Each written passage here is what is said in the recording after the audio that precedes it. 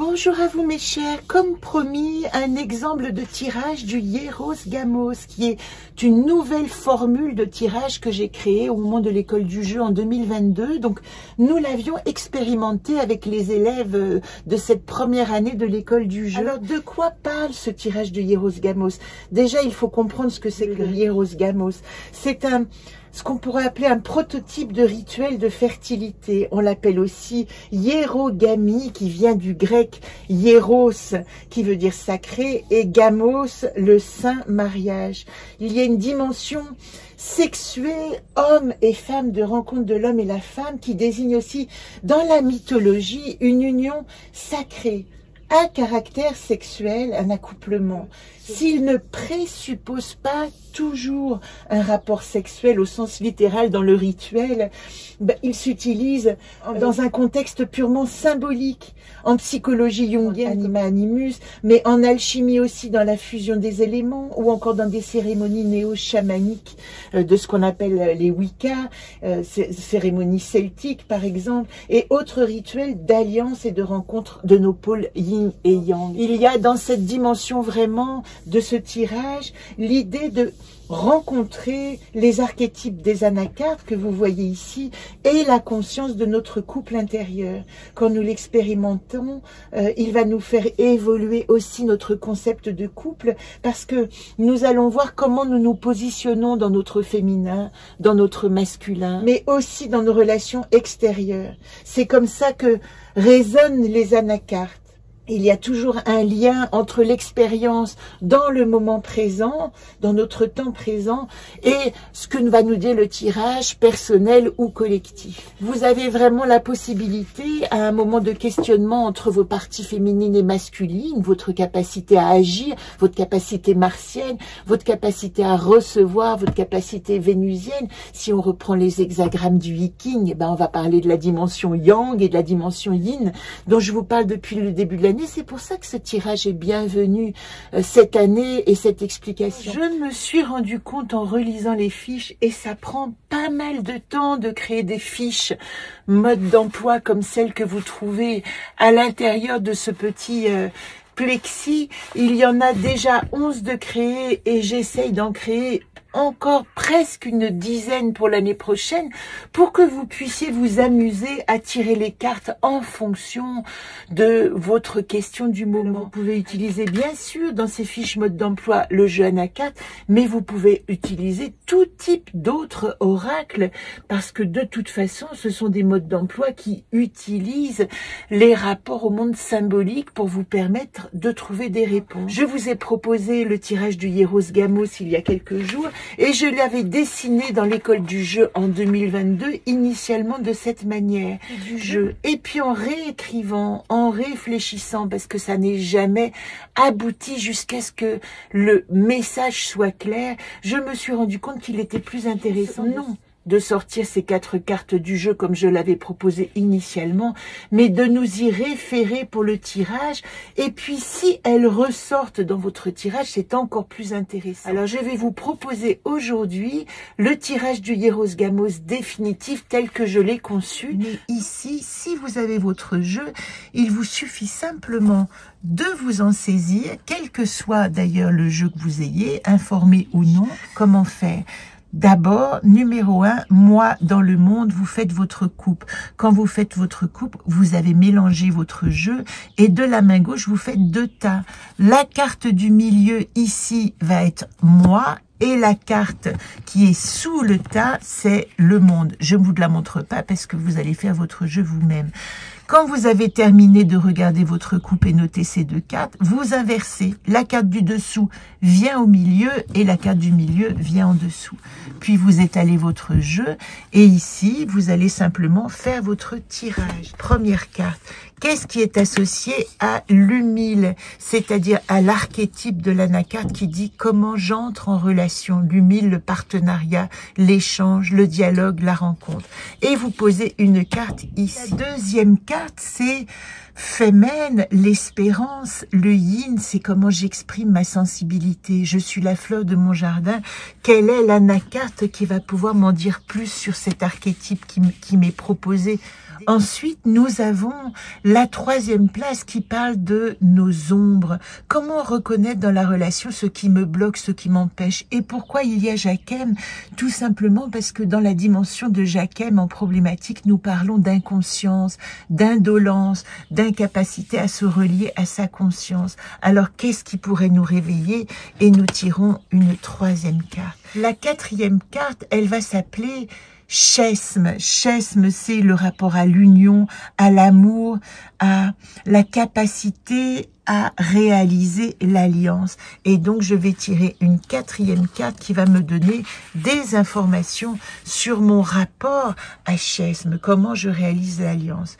Une fois que j'ai tiré toutes ces cartes, je me souviens évidemment de ma coupe, parce que si elle ressort dans ces 4 cartes, elle va être renforcée, qu'elle parle de moi et mon rapport au couple, ou qu'elle parle de ce que me propose le monde.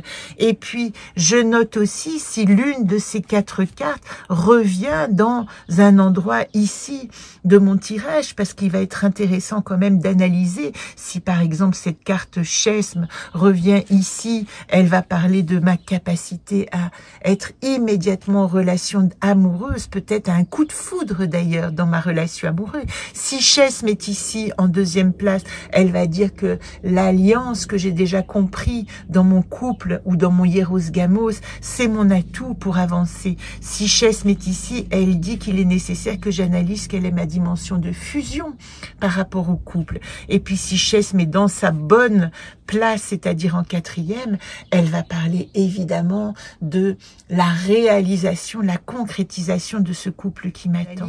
Si vous sortez l'humile en première place, l'humile parle de rencontre. Elle va dire que c'est le moment d'ouvrir à des partenariats et à des rencontres. Si l'humile est en 2, elle va dire que pour activer votre Hieros Gamos, il va falloir aller vers des partenaires, aller à la rencontre d'eux, et c'est ça qui va faire la force. Toute rencontre va vous aider à vous positionner dans votre tirage du Hieros Gamos, dans votre moment de Hieros Gamos. La troisième carte, si l'humile se retrouve ici en troisième carte, eh bien, de quoi elle parle l'humile? Elle va nous dire que en troisième en problématique, je n'ai pas compris, je ne suis pas capable de rentrer en communication et que je dois éclaircir ma communication. Et c'est ce qui pêche peut-être dans ma capacité à concrétiser mon couple sacré. Et puis si enfin l'humile se trouve en quatrième position, elle va parler d'une rencontre, évidemment, d'un partenariat. Elle va parler vraiment de l'ouverture à l'autre dans ce moment-là. Si Femen, tout à coup, vous avez tiré votre jeu et que Femen se retrouve en première position, Femen va parler ici de l'espérance. C'est comme si vous étiez prêt. Ici, par rapport à l'humile, je suis déjà la fleur de mon jardin et je suis ouverte à rencontrer tout ce qui va me permettre de m'épanouir. Si Femen ici est dans la deuxième place, qu'on appelle aussi la place des atouts, elle dit que je suis exactement alignée à ma sensibilité pour m'ouvrir à la réalisation de mon couple. Si Femen est ici en troisième place, elle va parler de la problématique de l'espérance ou de comment je me situe. Est-ce que je fais preuve d'une séduction excessive? Est-ce que j'endosse une espèce de costume de séduction pour être en relation? Ou est-ce que j'ai perdu tout espoir? Parce que Femen en problématique, elle est à la fois ce que j'appelle le burn-out, la désespérance, mais elle peut être aussi celle qui va utiliser beaucoup de stratagèmes, en tout cas qui est pas dans une vérité de son être. Et puis si Femen se retrouve dans votre tirage personnel en quatrième place, Femen, elle va parler ici en solution d'épanouissement. Je suis à l'endroit qu'il faut pour m'épanouir. Donc là, je peux activer toute l'espérance. Si je prends Jacquem et que vous sortez dans votre jeu Jacquem en première place, elle dit qu'il y a une rencontre avec l'homme nécessaire, avec le yang. Ici, ma rencontre, elle va passer vraiment par faire connaissance. Alors, si vous n'êtes pas un couple hétérosexuel, la partie yang de l'autre, c'est ça dont on parle. Hein. On ne parle pas d'hommes et de femmes, on parle d'animus et d'anima. Eh bien, ici, la rencontre, elle va se faire à travers votre animus qui va rencontrer un anima, ou en tout cas qui va être attiré par un animus. C'est là que l'action, la dimension martienne, la dimension yang, c'est celle-là que vous avez besoin d'activer. Si Jacquem se retrouve ici en atout, elle va dire que l'homme, l'autre, le yang est positif pour activer votre conscience de votre couple sacré. Si Jacquem est là, elle est dans sa position naturelle, on en a déjà parlé, hein, explorer notre ombre et ouvrir à la conscience. Et si Jacquem est en solution ici, eh bien, Jacquem, elle dit que la rencontre avec l'autre se fait, la rencontre avec votre animus, si vous êtes une femme, c'est vraiment la possibilité de joindre ces deux parties. Si vous avez votre propre jeu, je vous ai évidemment invité à faire votre propre tirage avec toutes les informations. Si vous ne l'avez pas, c'est ici que cette vidéo prend une dimension de tirage collectif. Je découvre la coupe qu'il y avait initialement que je ne vous ai pas montré lors de l'explication. Nous avions Régone associé à Voyat. J'exprime ma vérité dans le monde. Voilà l'enjeu du Hieros Gamos du jour, comment trouver mon couple sacré. En première place, je vous ai fait la démonstration sans retourner les cartes pour que vous puissiez poser vos propres cartes. Nous faisons maintenant l'analyse du tirage. 1000 est associé à Quest. Pour activer ma rencontre, je dois être légère et s'aimer la joie, les projets, l'envie de vivre, la légèreté, nous dit Quest. Ne pas fuir, ça c'est aussi la problématique de Quest.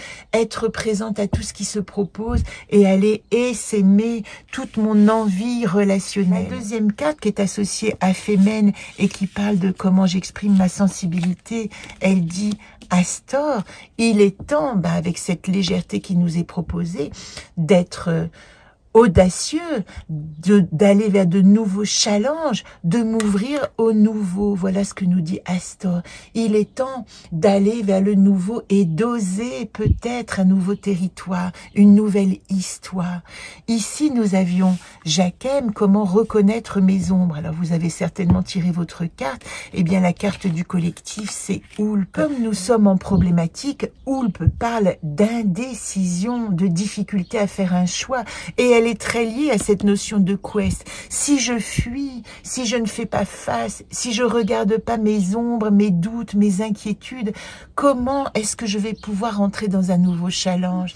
Réactiver la dimension positive de Oulp, c'est avoir confiance, faire confiance en l'invisible, être léger, partir d'un nouveau pas, faire confiance à l'invisible, réaliser l'alliance, et bien se relier à sa mission d'âme avec Momim. Voilà l'enjeu de tout le Hieros Gamos si vous avez suivi ce tirage qui vous est proposé.